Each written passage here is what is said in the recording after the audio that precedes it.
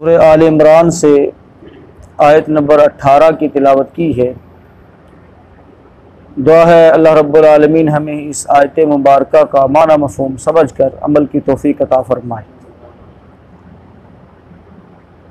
सूरह आल इमरान की इब्तदाई 83 आयात नजरान के ईसाइयों को दावत तौहीद, इसी तरह से अल्लाह रब्बुल आलमीन का तारुफ़, उनके माबूदान बातिला का रद्द, दीन इस्लाम की हक्कानियत के लिए नाज़िल हुई हैं।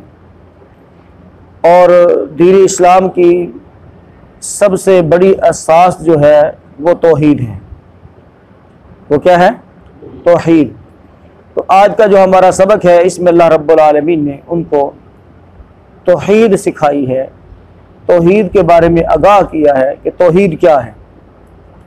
भाइयों, अल्लाह को खालिक भी वो मानते हैं, मालिक भी वो मानते हैं, इसी तरह से रिज़्क़ देने वाला भी मानते हैं, औलाद देने वाला भी मानते हैं, लेकिन चंद चीज़ों में वो अल्लाह के साथ किसी और को भी शरीक करते हैं, किसी और को भी मानते हैं कि इनके पास भी कुछ अथॉरिटी है, इनके पास भी जो है बड़ी अप्रोच है, इनके पास भी बड़े जो है अल्लाह ताला ने इन्होंने भी बड़ा कुछ दिता है अपनी पंजाबी में। तो ये जो चीज़ है अल्लाह रब्बुल आलमीन ने इसका रद्द किया है। इस आयत मुबारका में 2 मरतबा ला इलाहा इल्ला हुआ ये दोहराया गया है। तो ये दावा यह है कि अल्लाह के सिवा कोई माबूद नहीं, अल्लाह के सिवा कोई माबूद नहीं। और अब उसकी दलीलें भी पेश की गई हैं, तर्जुमा देखेंगे फिर इंशाल्लाह बात समझ आएगी। शाहिद अल्लाह, गवाही दी अल्लाह ने, अल्लाह इस बात का खुद गवाह है। शाहिद अल्लाह, अल्लाह ताला ने गवाही दी, अन्नहु के बेशक, शान ये है, ला इलाहा नहीं है कोई भी माबूद इल्ला हुआ मगर वही, मगर वही, या उसके सिवा, या उसके सिवा कोई माबूद नहीं। वल मलाइकातु, और यही गवाही फरिश्तों ने दी। यही गवाही किसने दी है?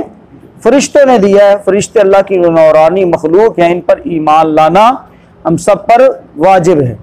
वल मलाइकातु, और फरिश्तों ने भी, व उलुल इल्मी, और इल्म वालों ने भी, काइमम जो के कायम हैं, बिल क़िस्त इंसाफ पर, और उन अहले इल्म ने भी इस बात की गवाही दी जो इंसाफ पर कायम है कि अल्लाह के सिवा कोई माबूद नहीं है।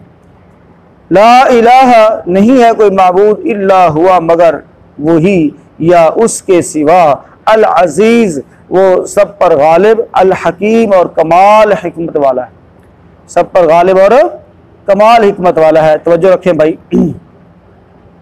तर्जुमा दोबारा से देखेंगे। शाहिद अल्लाह, गवाही दी अल्लाह ने, अन्नहु बेशक, शान ये है, बेशक हकीकत ये है, ला इलाहा इल्ला हुआ कि उसके सिवा कोई माबूद नहीं। वल मलाइकातु, और फरिश्तों ने, व उलुल इल्मी, और अहले इल्म ने, काइमम बिल क़िस्त जो इंसाफ पर कायम है, यानी इस हाल में कि वो इंसाफ पर कायम है, और जो इंसाफ से हटे हुए हैं वो भी वाक़अतन शिरक की दावत देते हैं और शिरक का ही प्रचार करते हैं और ख़ुद भी शिरक के अंदर मुलव्वस हैं। ला इलाहा इल्ला हुआ, नहीं है कोई भी माबूद उसके सिवा, या उसके सिवा कोई माबूद नहीं, अल अजीज़ वो सब पर गालिब, अल हकीम कमाल हिकमत वाला है। मोहतरम भाइयों, आज का जो हमारा सबक है, अल्लाह ताला के यहाँ जो दीन वो मोतबर है जिसकी बुनियाद असास तौहीद पर है, और अगर उस तौहीद में शिरक का शायबा भी पाया जाता है, शिरक का शायबा भी पाया जाता है, तो वो दीन, वो मज़हब अल्लाह रब्बुल आलमीन को के यहाँ मोतबर नहीं हो सकता, वो काबिल कबूल नहीं हो सकता। अब इस्लाम की जो बुनियाद है वो हुई तौहीद इलाही, और तौहीद इलाही इसकी गवाही अल्लाह ताला ने ख़ुद दी, उसके फरिश्तों ने दी, और अहले इल्म जो इंसाफ पर कायम है उन्होंने दी। तो हमारे यहाँ अमूमन एक बात कही जाती है कि वो भी अहले इल्म है, उनके पास भी इल्म है, वो भी कुरान पढ़ते हैं, वो भी हदीस पढ़ते हैं। तो अल्लाह रब्बुल आलमीन ने एक कंडीशन लगा दी है। क्या लगा दी है?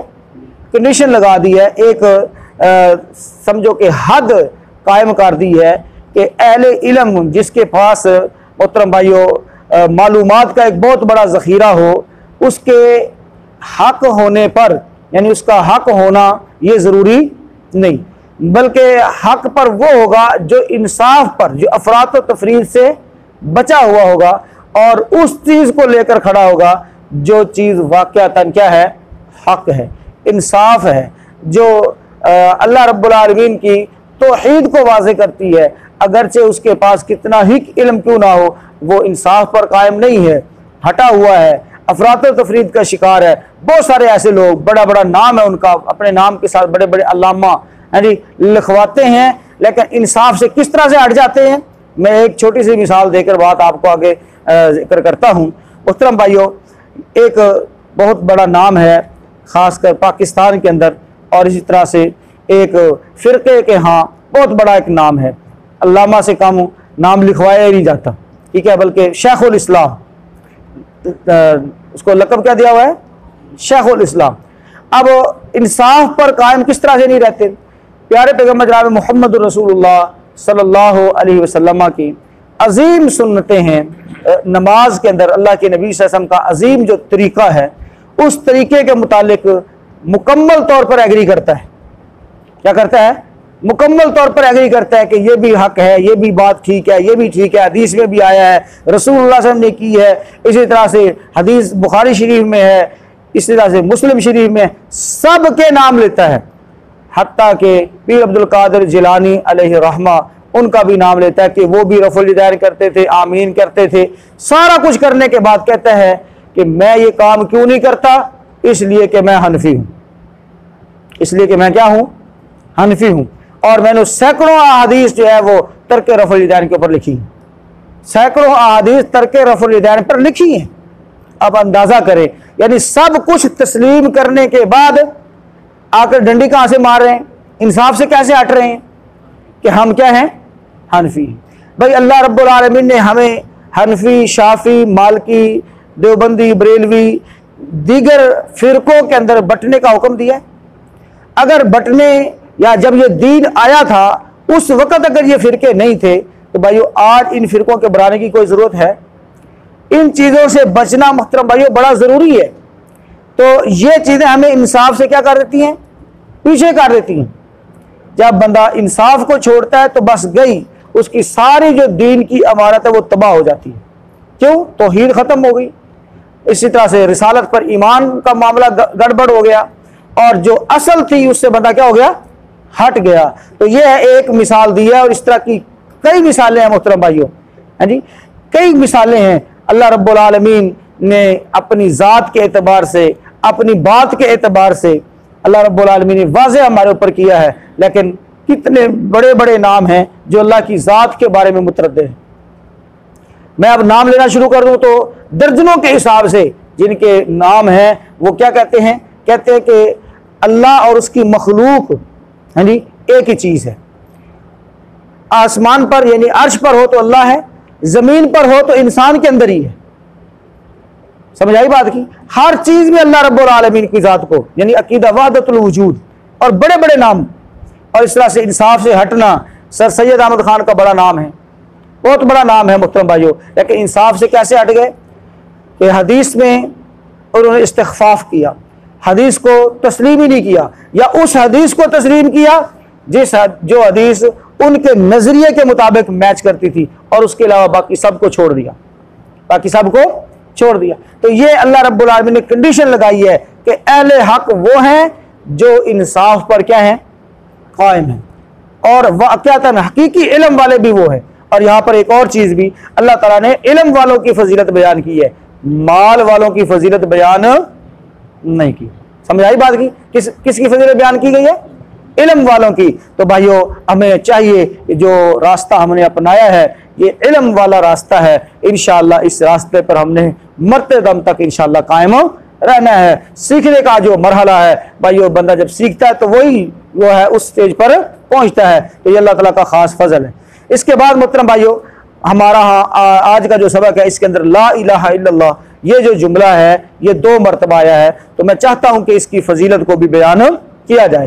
तो भाइयों याद रखें ला इलाहा इल्लल्लाह एक ऐसा कलिमा है जो हमारे दीन की बुनियाद असास है और हमारी हर इबादत के अंदर इसका टच मौजूद है, इसका टच मौजूद है। आप वुजू से देख लें, हम अशहदु अल्ला इलाहा इल्लल्लाह कहकर गवाही देते हैं। इसी तरह से आज़ान के अंदर भी आप देख लें गवाही देते हैं, नमाज के अंदर गवाही देते हैं, नमाज के दौरान है, मनासिक हज हैं, और कोई भी इबादत आप उठाकर देख लें, हर इबादत के अंदर इस जुमले का टच मौजूद है, हर इबादत के अंदर इस जुमले का टच है। इसी तरह से अल्लाह के रसूल सल्लल्लाहु अलैहि वसल्लम खुतबा देते हैं, कफ़ारा मजलिस में, रात के वक्त बेदारी की हालत में परेशानी की जो दुआ है, इसी तरह से कोई भी अज़कार और जिक्र हैं उनके अंदर भी इस जुमले का टच मौजूद है, ला इलाहा इल्लल्लाह। तो ये जुमला जो है सिर्फ एक कलमा नहीं है, बल्कि ये दुआ भी है, जिक्र भी है, और इसी तरह से हमेशा हम ये आद करते रहते हैं कि या अल्लाह हम तेरे बंदे हैं और तू ही हमारा रब है, खालिक मालिक तू ही है, तेरे सिवा हम किसी की इबादत नहीं करते। मुस्नद अहमद के अंदर अल्लाह के रसूल सल्लल्लाहु अलैहि वसल्लम के का एक फरमान मौजूद है। अल्लाह के नबी सल्लल्लाहु अलैहि वसल्लम ने फरमाया इस कलमे की फजीलत के अंदर, फरमाया एक बंदे के सामने कल क़यामत के दिन 99 रजिस्टर लाए जाएंगे, 99 रजिस्टर लाए जाएंगे जो कि गुनाहों से पूरे होंगे, गुनाहों से भरे होंगे, और हर रजिस्टर इतना बड़ा होगा जितना बंदे की नजर पहुंचती है, हद निगाह हर रजिस्टर क्या होगा, बड़ा होगा, और वो सारे के सारे गुनाहों से क्या होंगे, पूरे होंगे।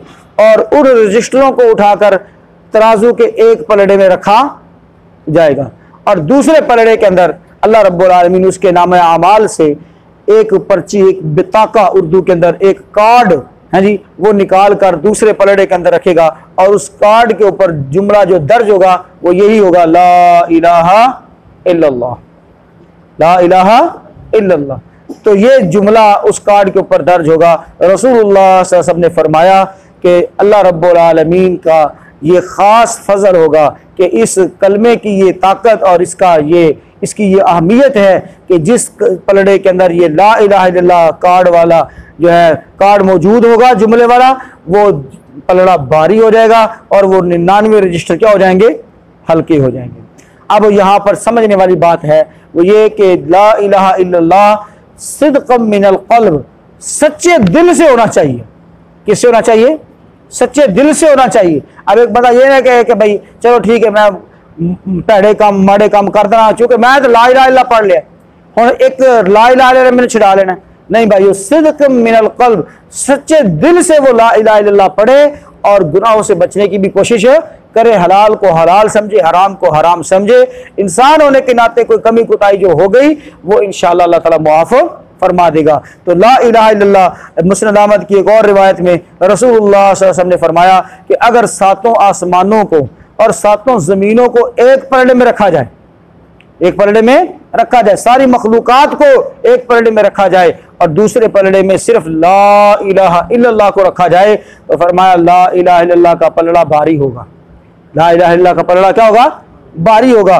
और इसी तरह से मोहतरम भाइयों, अल्लाह के नबी सल्लल्लाहु अलैहि वसल्लम ने यह बशारत भी दी, मन क़ाला ला इलाहा इल्लल्लाह, जिस बंदे ने ला इलाहा इल्लल्लाह का सिद्क़म मिनल क़ल्ब, सच्चे दिल से, तुम्मा माता, फिर वो मर गया, फिर उसको मौत आ गई, दाखिल जन्नत, वो जन्नत के अंदर दाखिल होगा, वो जन्नत के अंदर दाखिल होगा। ये बुखारी और मुस्लिम की रिवायत है। एक और रिवायत के अंदर अल्लाह के रसूल सल्लल्लाहु अलैहि वसल्लम ने फरमाया, मन आखिर कलामी ही ला इलाहा इल्लल्लाह, जिस बंदे का आखिरी कलमा, आखिरी जुमला उसकी जिंदगी का ला इलाहा इल्लल्लाह हुआ, दाखिल जन्ना, वो जन्नत के अंदर दाखिल होगा।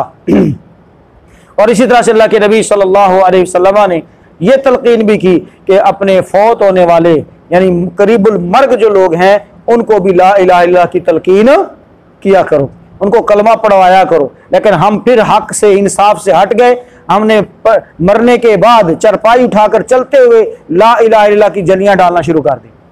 बात समझ आ रही है? असल हुक्म क्या है, लक्किनू मौताकुम, अपने करीबुल मर्ग लोगों को तलकीन करो, लक्किनू, लक्कना युलक्किनू का मतलब है तलकीन करो, उनको कलमा पढ़वाने में हेल्प करो दूसरे लफ्जों के अंदर। और मुहतरम भाइयों फरमाया, जिसका आखिरी कलमा, आखिरी बात, आखिरी जुमला जिंदगी का ला इलाहा इल्लल्लाह हुआ, वो जन्नत के अंदर दाखिल होगा।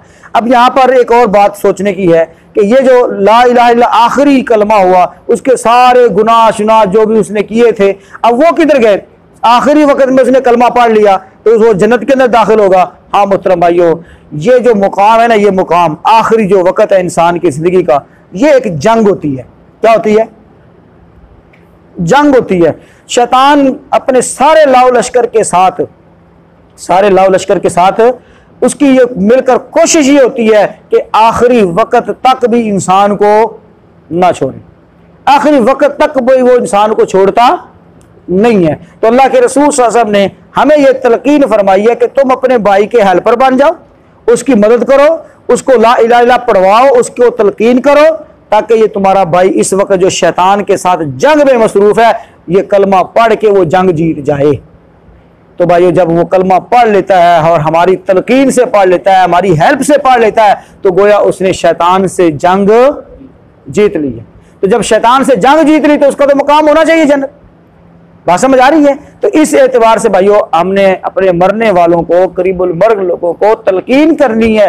बाद में ला इलाहा इल्लल्लाह की जलियां डालने की जरूरत नहीं। ये बिदअती अमल है भाइयों, इससे बचना चाहिए, मसनून अमल को इख्तियार करना चाहिए। और याद रखो, अल्लाह ताला ने फरमाया फ़अलम अन्नहु ला इलाहा इल्लल्लाह, जान लो कि बेशक अल्लाह के सिवा कोई माबूद नहीं। देख लीजिए इस आयत मुबारका को, जो बात समझ आई तो पूछ लीजिए।